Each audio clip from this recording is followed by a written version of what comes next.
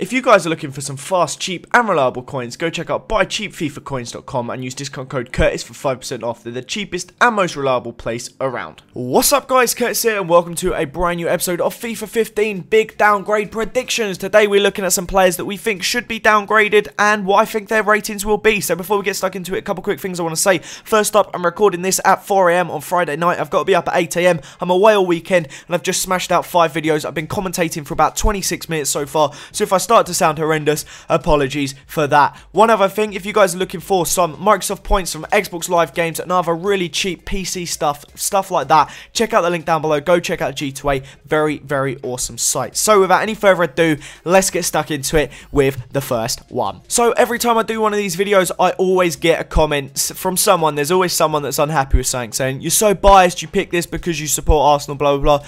Are you happy now? I've just gone and downgraded possibly my favourite player. I've got an incredible picture of him at Wembley, which is on my wall. It's my Twitter picture. It is everything. I love Lucas Podolski so much. I have downgraded him to a 77. Are you happy now? This is what you've done. Jokes. But nonetheless, though, I have downgraded him for a couple of reasons. Firstly, he's been downgraded on head-to-head. Secondly, I may or may not know some of the ratings on FIFA 15, so I have a vague idea of what some of them could be. And obviously, Lucas Podolski, he has got an incredible shot. That's why I still believe he'll have a really high shot. He's probably one of the... He is the best finisher without any doubt in the Arsenal side. But he lacks a lot of other stuff in his game. And I think he will be down to 77. Next up, we have Glenn Johnson. Now, even Liverpool fans don't really like him. There is a few Liverpool fans that do, but the general consensus is they're not his biggest fan.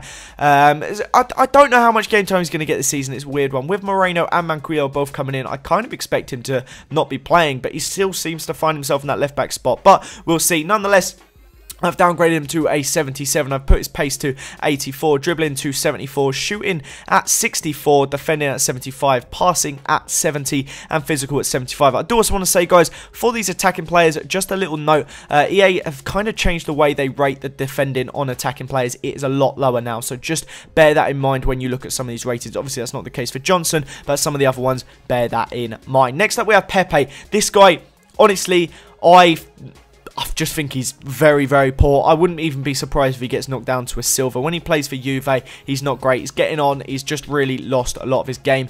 I was kind of being a bit ambitious when I said to keep him with 4-star skill and his 4-star weak foot. But I tell you what, guys, he's one of those players that actually in a 3-5-2, not too bad because his defense isn't great, but compared to a lot of wingers, he is kind of useful to have. And if he is to keep that 4-star skills, 4-star weak foot, he will be an absolute monster.